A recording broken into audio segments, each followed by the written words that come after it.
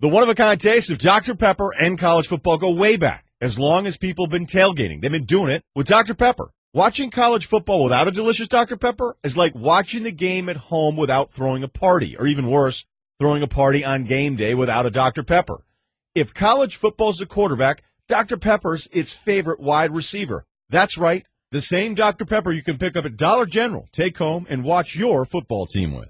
Dr. Pepper and college football, it's a one-of-a-kind tradition. It's a football Sunday doubleheader. First in Green Bay, the Packers face the Lions. Got it! Touchdown! Then at MetLife Stadium, the Giants host the undefeated Patriots. Coverage begins Sunday at noon Eastern on ESPN Radio.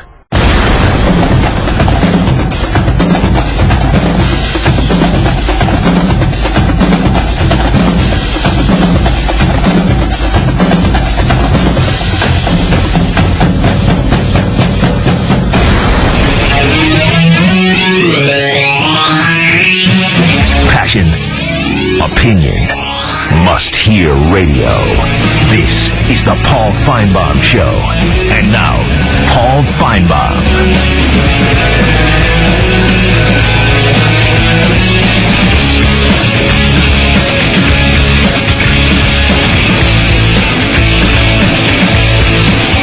Another hour to go, and then we'll find out what's happening with the college football playoff rankings. That is 1 hour away over on ESPN, and can't wait to see what happens this week. Probably not as dramatic as last week when we had no earthly idea where this committee would go. This week, I think it's more about whether there'll be a change at the top, whether we'll see other schools move up or out, but I think we pretty much have an idea of what the top 5 or 6 will look like. Tom is next up. Tom is in Mississippi. Hey, Tom. Hey, Paul. Good to talk to you again. Thank you. Sorry I didn't call you last week with all the Rick showdown. I was traveling, but I didn't get to hear your show, so didn't get to call in. But last week there was some feedback that there was definitely going to be some decisions made, but that seems to have cooled off. But I had that from a really good source on the inside who actually... Yeah, I am curious what happened to all those sources last week that said Mark Richt was on his way out. Yeah, I don't know, but I mean, I really did. This is the same guy that knew that Todd Grantham was going to take the job at Louisville and knew that Pruitt was coming way ahead of time, and I trusted him that something was going to go down. But I don't know if the whole situation with Pruitt and that last week sort of calmed everything down for now. But for the sake of recruiting, I'm going to just keep my mouth shut about that. But I did want to make a comment and also get some feedback from you. The East looks terrible. I mean, it really does. I know the Florida fans are fired up, and I give them credit for beating our tail 2 weeks ago. But at the end of the day, I mean, the East is awful. Florida, I mean, they're not very good. They didn't play Georgia very good.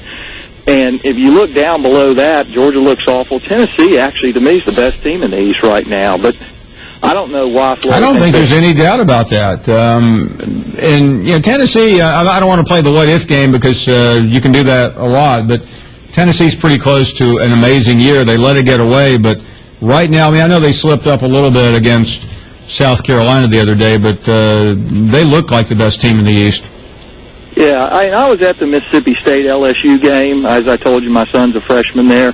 Mississippi State should have won that game. I mean, they were 2-point conversion drop and a field goal away with a penalty at the end that cost them that game. So, I mean, Alabama's clearly, I mean, had that one hiccup at Ole Miss, or with Ole Miss, but I don't see how Florida beats Alabama in any game. There's just no way. But the East is terrible, and again, Rick missed an opportunity to take advantage of that. I don't know what's going to happen at Georgia, but feedback was something was going to happen last week. Well, I will tell you one thing, Tom, and I heard Barrett Salee talking about this recruiting class. You should not keep a coach based on a once-in-a-generation recruiting class because you'll still have the same frustration when that class arrives. I've heard this too many times. You have to make a decision based on your long-term future of the program, not on what's expedient immediately. It just doesn't work that way. Thank you very much for the call. Really do appreciate it. Let's check out Chris next in Lake Charles, Louisiana. Hey, Chris. Hey, Paul. Thanks for having me on. I really enjoy the show. Thank you. I guess in all fairness, maybe we were a little bit overranked talking about LSU, looking back on the game, the way we got beat by Alabama. Possibly we were ranked a little bit higher than we deserved to be. But the problem down here, hearing this everywhere, I feel the same way. It's not just that we lose, it's that we lose the same exact way every year. And the relationship with Les Miles is definitely a love-hate relationship, but he never makes any halftime adjustments. It's like he goes into a game with a game plan, and he doesn't make any adjustments. Another thing he seems to do, which was refreshing that he didn't do it in the Florida game, he played that Florida game to win, and we won that game. But somehow, he'll revert back to this, playing not to lose. And you know something, Chris, I've said this in the past, but usually in that game, Saban and Miles are so tight.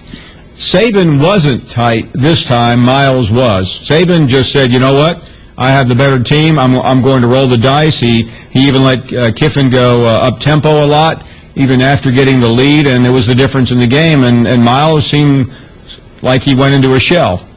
Right, I totally agree. Let me ask you this question. How can you explain a program, the quality of LSU, going as many years as we went without a quality quarterback? Does that seem unusual? It is really difficult. I mean, Mettenberger had its moments. The problem for Les Miles, and I really think Saturday night is critical because LSU should beat Arkansas, but if LSU doesn't beat Arkansas, then what you're saying tonight is going to be expanded tenfold next week, and Les Miles will start hearing the same thing he heard after the Notre Dame loss in the bowl game. Mm-hmm. Exactly. Well, several years ago I had heard someone ask Auburn fan, would they rather beat Alabama or win the national championship? And when that question was asked, I thought, that's the dumbest question I've ever heard. Obviously, you'd rather win the national championship. And the two are kind of linked when you're having to play the Alabama every year, but it's coming down to that in Louisiana. Because right now, when you think about it, and this is why Saturday night in Tuscaloosa was so important. LSU hasn't beaten Alabama since that November game in 2011, and that's becoming a long losing streak for a program with the abundance of talent that LSU has. And let's see where it goes. I mean, but if Alabama wins the national championship this year, and certainly they're in position to play for it, then I think it's just going to get that much worse. If you can't win it with one of the best players you've ever had in your program, which Leonard Fournette is, then you have to ask the question, when are we going to win it? Right, exactly. Yeah, and it's getting to be very uncomfortable to live with forever being second best. We don't want to be second best forever. And some of my family that have been watching LSU for many, many years are saying it's kind of starting to look like the old Charlie McClendon versus Bear Bryant days when we never could. Let me offer this, Chris. I began my career in Louisiana covering McClendon's last season. This is not quite that. I promise you. Because McClendon, who played for Bryant, I don't think he just couldn't beat him late. Now, that happened to be a great run by Alabama. This is an epic run by Saban. So there's no shame in losing to Nick Saban, except I would say during this streak, LSU in 11 had an equal team to Alabama. I mean, they were both on the same shelf.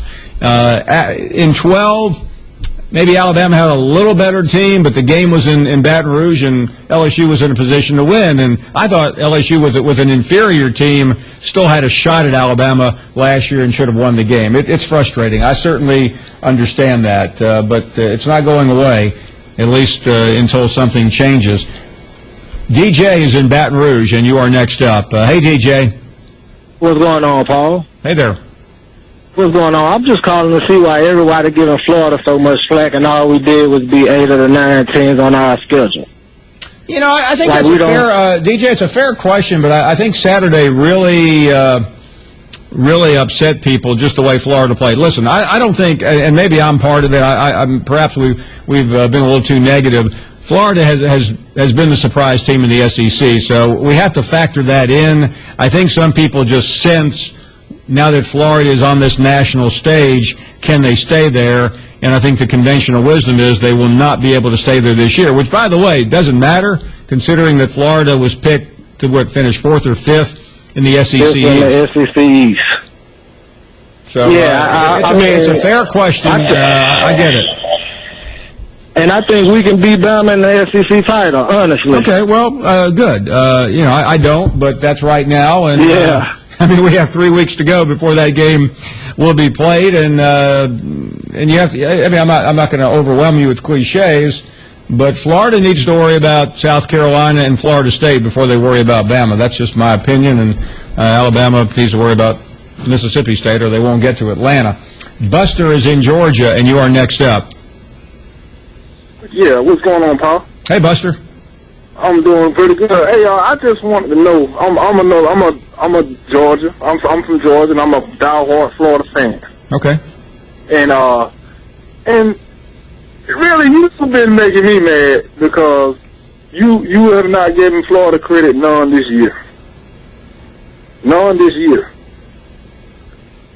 I don't know what else I can do. I'm the one who said last year when Coach Mack was hired, I thought he was going to be the next Urban Meyer. I'm a big fan. I just think you have to be real. And right now, Florida just doesn't seem to quite be in the. We're comparing Florida to Alabama, though. We're not comparing Florida to anyone else. Yeah, but you followed them on every game. You said Tennessee would beat them. You said Ole Miss would beat them. And you said that LSU would beat them with or without him. And they listen. There's no question. I said all that. One thing that I do. I'm like some handicapper in Vegas that puts an ad in the paper the next day about all the great picks. I pick the games live on television every Saturday morning, and I get a lot of them right, and I get a lot of them wrong. I've missed on Florida a couple of times this year. I've been right about other teams. I've been wrong about it. That's just what we do. And by the way, but I don't take it seriously. I do it for fun. Do I have knowledge? I don't have any more knowledge than you do. Somebody says who's going to win the game, I give an opinion. That's all it is. Oh, thanks for the call. But it's not personal though. When I say I thought Ole Miss was going to win the game. I thought Tennessee was going to win the game, and I still think they probably should have. We'll take a short break. 855-242-7285. Joey Galloway is up next. Truck drivers.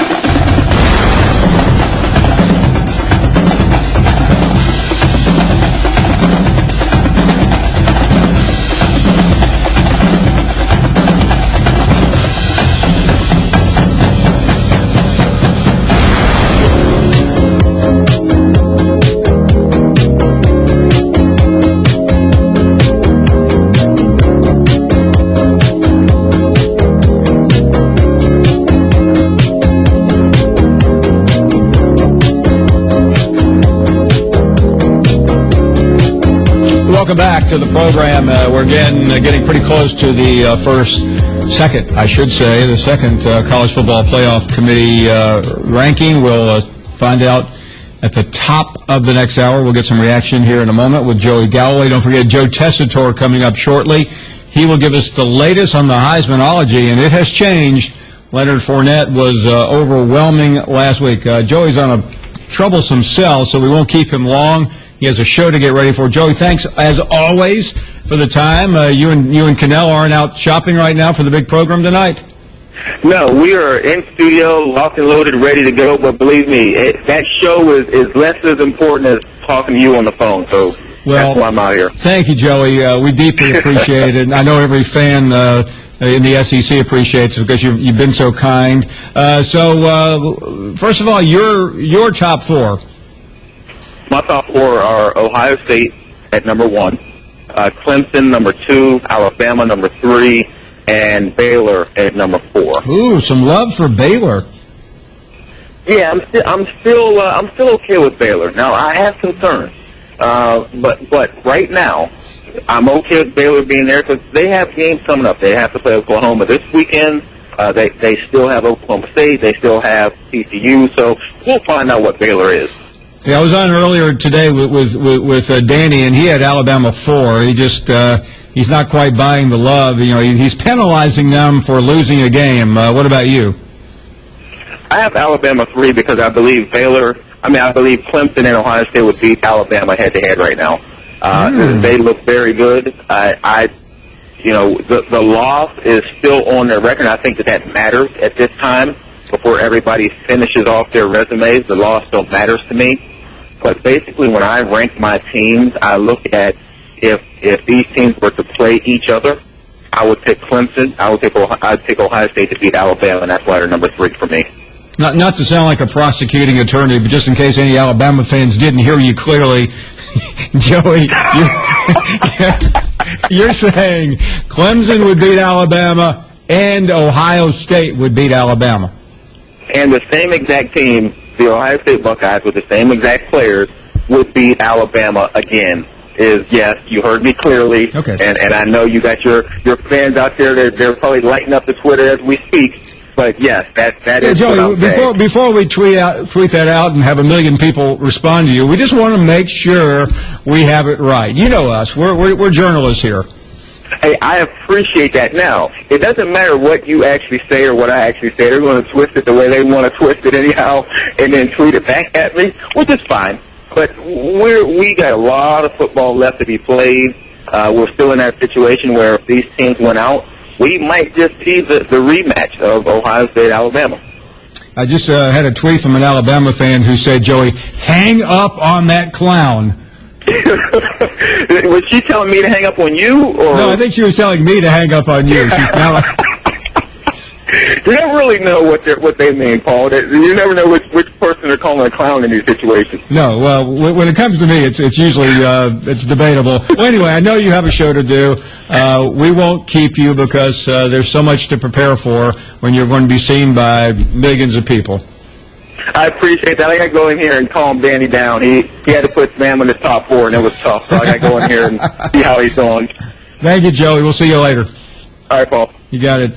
Joey Galloway, I believe Clemson would beat Alabama head-to-head right now, and I believe Ohio State would beat Alabama. So Joey definitely lighting up the Tide Nation, as he always does. Teresa is up next from Alabama. Hey, Teresa.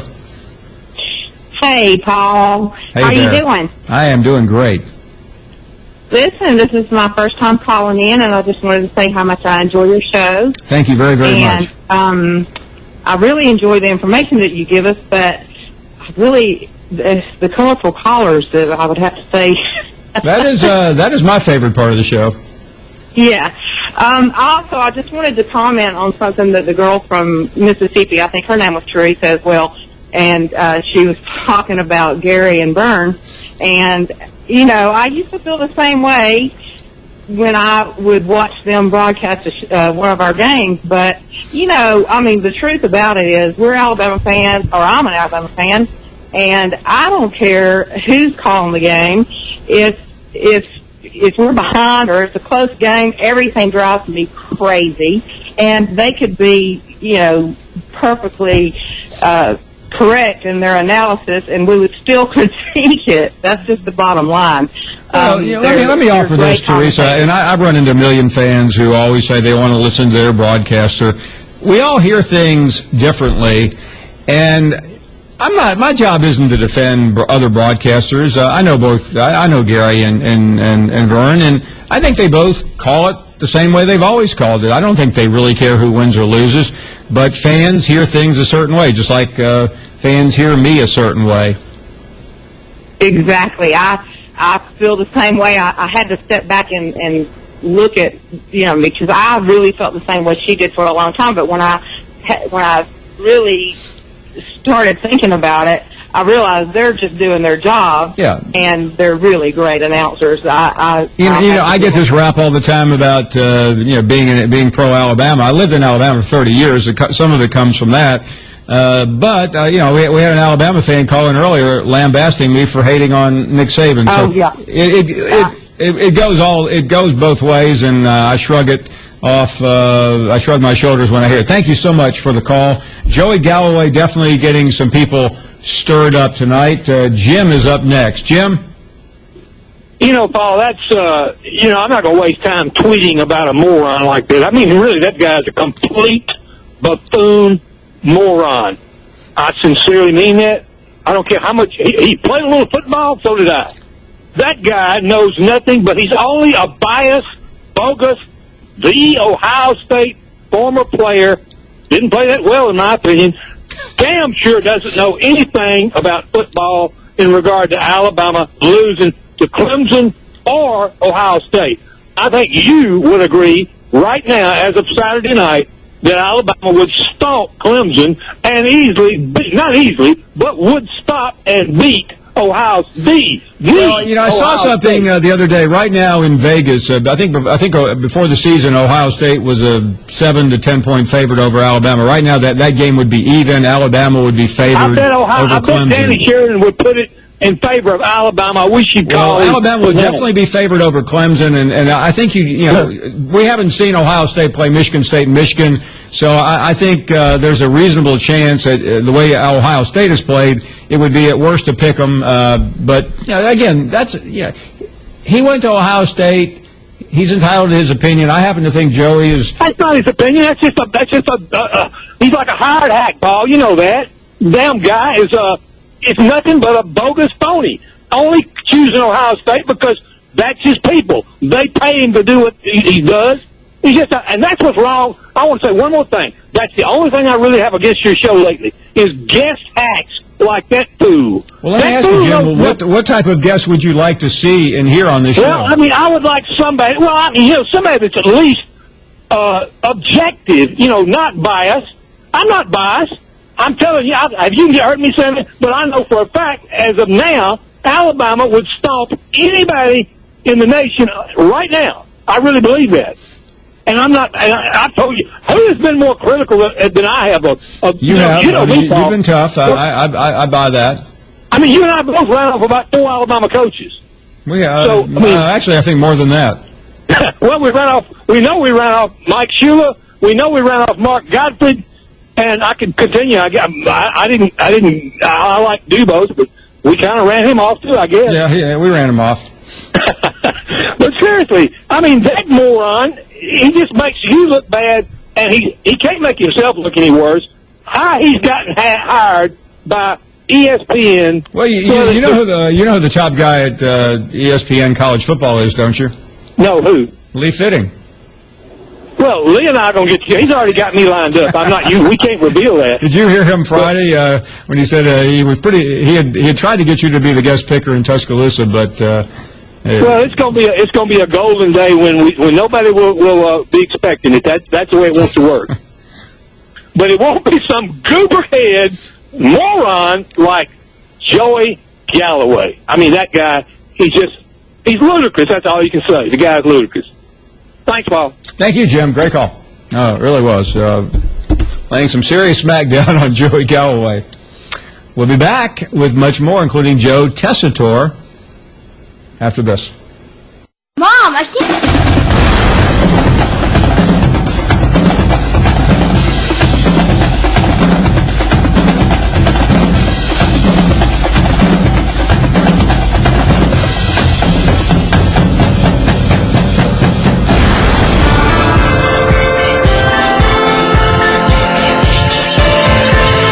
Joey Galloway was a moment ago. We'll calm everyone down. This is Joe Tessitore joining us, and it is always great to visit with our good friend Joe Tessitore. Joe, good afternoon, good evening, and can't wait to get going on the latest from the Heismanology. Good afternoon to you, Paul. How's the show today? It's been fairly peaceful. Jim from Tuscaloosa just called in unloading on Joey Galloway, so you know it's a good night. Let me guess. Trying to say Galloway has no credibility because he keeps putting Ohio State first. He's a clown and a buffoon because he has Ohio State number 1. Yeah. And he knows nothing about football, just one of the greatest receivers. And he was not a good player either. Yeah, sure. Probably still run a 4.2. Anyway, so we get to some Heismanology, Mr. Finebaum. I would love to, because we all know what it was last week. We expected a change, And I don't think, some may be disappointed, but change is happening, right? Do you remember when I told you last week, and I gave the warning that there is a recent trend where Heisman voters take punitive action when a front runner finally loses? If you're a front runner all September, October, and you're up towards the top first or second, and then your team's undefeated and they take a loss, you go tumbling down. What the voters did to Leonard Fournette and Trevon Boykin especially, I mean, they just took their legs out after the performances this weekend. So it's Derrick Henry first, and Derrick Henry is getting 48% of the first-place votes. He's showing up on 90% of the ballots. Those are numbers that when you look at them historically, he's in really solid shape. Fournette took a huge fall, a guy who was going from 91% of the first-place votes to now receiving only 14% of the first-place votes. Then it's Corey Coleman from Baylor, Christian McCaffrey from Stanford. 5 is Deshaun Watson from Clemson, taking a big jump. Zeke Elliott is 6. Dak Prescott is 7. I haven't said the name Trevon Boykin yet because he went from second last week, from second with 77% of the second-place ballots, to completely off the board, not appearing on ballots entirely, Paul. And when the season began, Joe, do I remember, was Boykin the favorite going in? Yeah, Boykin was an overwhelming favorite coming off of the way they finished last year, all the statistical superlatives, knowing what they were returning this year on a team that was up there in the rankings as a national title contender, which leads to another trend that we've seen develop recently. And it started really in the late 2000s, and that is if you attached yourself to the BCS championship game, you were going to get a boost because voters wanted to gravitate towards the best player on the best team. Now we're seeing that broadened out to if you're in line to make the college football playoff, you're going to get a boost. Nowhere is that more evident than the campaign of Deshaun Watson, who statistically doesn't measure up to others that are in this Heisman race, but went from off the board to receiving the same amount of first-place support this week as Leonard Fournette. Now, others don't have him on the ballot entirely, but that shows you that there is a segment of the Heisman voters that will always gravitate towards give me a player that's going to play for the national championship. That's why you're seeing support for Deshaun Watson. Joe, if Alabama wins out and gets to the championship, to the semifinal, to the college football playoff via the SEC, does that put a wall around Leonard Fournette's chances? To a certain extent, yes. What it does is it puts all the formula, it puts all the pieces of the formula together for Derrick Henry. If Alabama runs the table here, wins the SEC West, arrives at the SEC championship game with a win against a well-respected Florida defense, and Henry keeps performing the way he has, you have all the pieces in place with the exception that he's a running back, not a quarterback. You have best player on best team. You have finishing strong in November. You have playing for the college football playoff. You have all the pieces in place. What I would guard against is watching the continued ascent of Deshaun Watson and seeing how he finishes up the season. Now, he's coming off of his peak of the mountain crest moment, so this may be the high water mark in terms of the biggest surge he takes. But as others fall apart, voters find comfort in the quarterback on the perceived number one team. So what path would Leonard Fournette have outside of LSU getting in the SEC championship game to get back into legitimate, serious contention? Obviously, it's hard to envision him being statistically beyond what he was for the first 2 months of the season, so he would need to regain that statistical form, and he would need to have a shake-up in the race. You have to have the moments late in the season that can vault you. And his moment was always going to be November 7th to simply retain his position. Instead, what it did was it was a flip.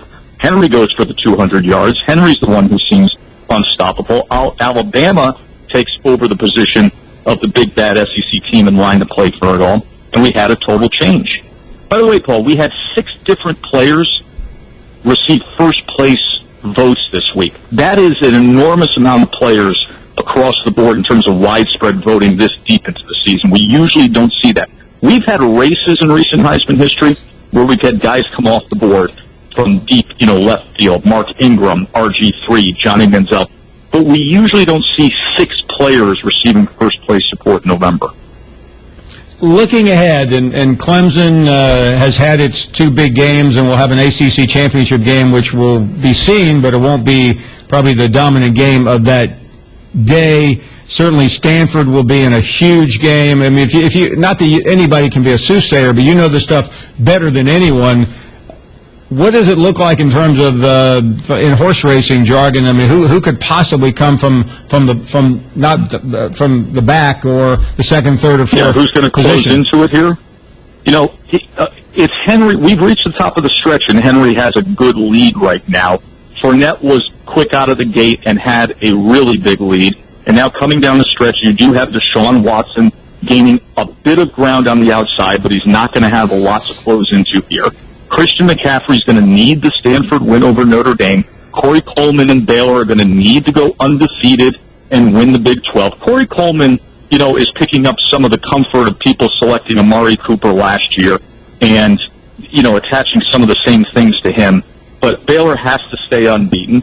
So Watson has a very good shot. Ezekiel Elliott is in 6th right now. You will have voters that will look for the Ohio State candidate if Ohio State can get the wins against Michigan and Michigan State and win the Big Ten. He's got 3 big games. He does. He has 3 big games. So Elliott and Watson are definitely the guys to watch. And obviously, I mean, this goes without saying, but Dak Prescott is getting some limited support, smattering of 3rd-place votes. If ever Dak Prescott was to pull off the mega upset this weekend, it's a completely different ballgame because then we're going to have another flip at the top. When the season began, we had Boykin, we had Elliott and the quarter. I mean, I'm trying. Was it Cardell Jones or Barrett? They were both actually. When you looked at the Heisman odds, you had 3 Ohio State players splitting it up because the consensus was, and the thought was that there will be an Ohio State Heisman favorite. We just don't know who it's going to be. So, you know, the funny thing, Paul, is here we are in the age of the college football playoff, where I think we've ridded the sport of a lot of things we didn't like, and that was the poll mentality. And yet the Heisman Trophy race has taken on more of the qualities of the poll mentality, of being very reactionary, of tearing people down off of the loss, of not looking at the totality, of having 1-week swings that are, you know, overly dramatic. You know, I think this is the last remnants of the way college football used to be for all those years, instead of what we're going to see at the top of the hour here, where the College Football Selection Committee takes a clean slate approach every week. Joe, finally, you study this. You've been doing it many, many years. What influences the Heisman voter the most? It's changed. It's changed through the years. It used to be you had to be a pre-established star that then went out and delivered on the season you were expected to have. Now we're seeing voter trends that change even in 3-year cycles, even since you and I started talking way back when. Or even a few years ago when you feel I greatly influenced the RG3 voting, which I still will deny to this day. You did. You know it. But what we're seeing now, as I said, is the attachment to the college football playoff, which broadens it out now to 4 possibilities. And then the November moves. The November moves are now critical, far more critical than they used to be. And Derrick Henry sure made the best November move you're going to see. Joe Tessitore off to do a Thursday night game, SEC Nation, and then college football final. Just an easy week laid out for Joe Tess. In between, he does the Heismanology and plenty else. Joe, always a pleasure. I'll see you this weekend. I will see you in Stark Vegas, Finebaum. Look forward to it. Thanks, Joe. Take care. One of the best ever. Joe Tessitore joining us on the Heisman race. 17 minutes away from the college football playoff over on ESPN. The poll will be released shortly after 7 p.m. Eastern. We'll be right back. Did you ever look?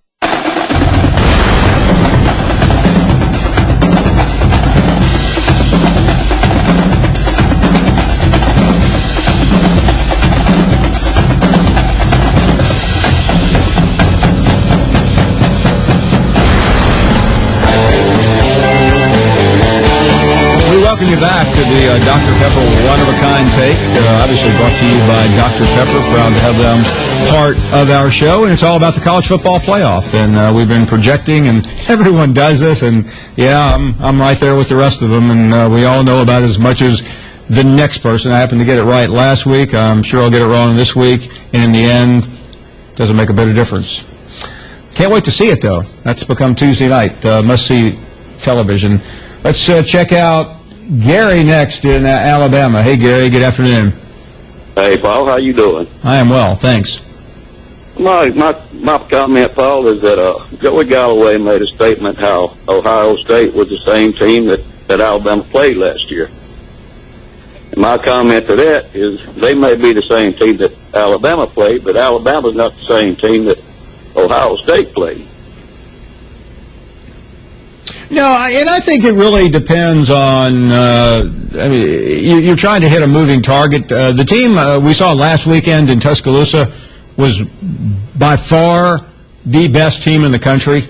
But will Alabama be that same team this coming Saturday afternoon in Starkville? They weren't that same team 2 weeks ago in Tuscaloosa against Tennessee. So you just have to wait.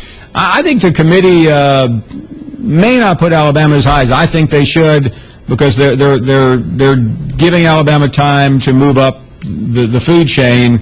But I don't think this week is going to be that revealing. I thought last week was, primarily because Alabama was high and the Big 12 was low. This week, I would be shocked if Clemson didn't move up, because I frankly think Clemson's deserved it. Thank you for the call. Thank you very, very much. AJ is in Dallas, and you are next up. Hello, Paul. Hey, good afternoon.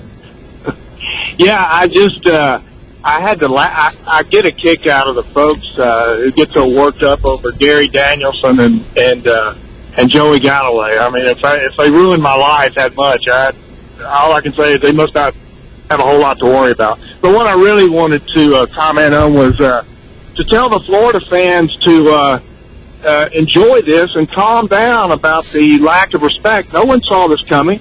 Even they didn't see it coming. I mean, I'm happy for Jim McElwain and his success, and they're going to Atlanta, but, cool it with the lack of respect thing. I mean, no one expected this. So yeah, no, listen, fans are fans. Enjoy the moment. Yeah, I don't ever get too hung up on that, but you win your games, and you call in and you bash the guy who's just calling it like he sees it. That's fine. Doesn't matter to me. Yeah. Good talking to you. Thank you, AJ. Really do appreciate it. John is in Florida, and you are next up. Hey, John. Paul, how are you? I'm great. Thanks for the call. Thanks for taking my call again. I love talking to you. It's awesome. Thank you very much. Joe Galloway, bias, be me, if he is, it doesn't matter. But I got Clemson at number 1, Ohio State at number 2, Baylor at number 3, and I'm going to put Alabama at number 4 or number 3. It all depends. But I think the undefeated teams, and with Mississippi State fading away and Alabama with a tougher schedule, we'll see what happens. And as you know, I'm a great Gator fan, and I appreciate all the Gator stuff that was on today. And I'm not, I'm a realistic person. Like, I'm not going to get out of control on your program. And I just think that we need to appreciate what Florida's done, and it's fantastic. And I think we have a great future ahead of us. Thanks no for doubt. taking Hey, thank you very, very much. I appreciate your call a great deal. And by the way, I think I said Clemson moving up to number 1. They were number 1 last week, so let me correct myself. How quickly we forget. Anthony is up next in Georgia. Anthony, go right ahead. How you doing, Paul? I am doing fine. It took me about 3 weeks to get back in after the debacle that was in Georgia.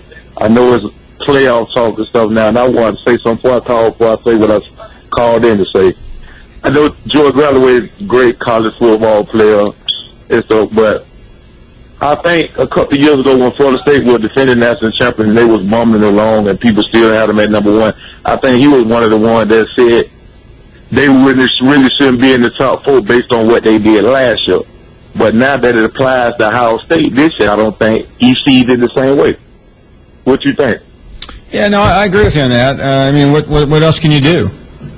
Well, not much. They just say, they say how it turns. It's okay to love your school and when you play for them or whatever, but I you got to be objective sometimes, because I know a couple of years ago, I think Joey was one of the same ones when Florida State, and I had to agree when Florida State was defending champion and they had them won all the way because people say they hadn't lost, but you could clearly see they won the top 14, and when they made it to the playoff, it panned out because I think they Yeah, no, you're right. I mean, the committee last year, give them credit. I mean, they everyone started bailing on FSU, and I think with Ohio State, there's a little bit of winning last year influencing what we do this year.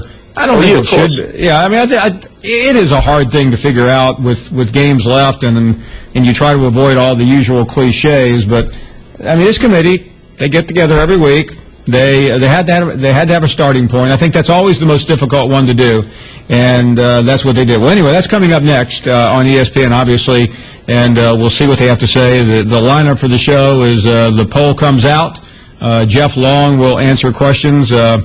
Cannell and Joey and Kirk will be on for. Then I'll join them later with some reaction, and we'll see what happens. The podcast always available on the ESPN app and iTunes.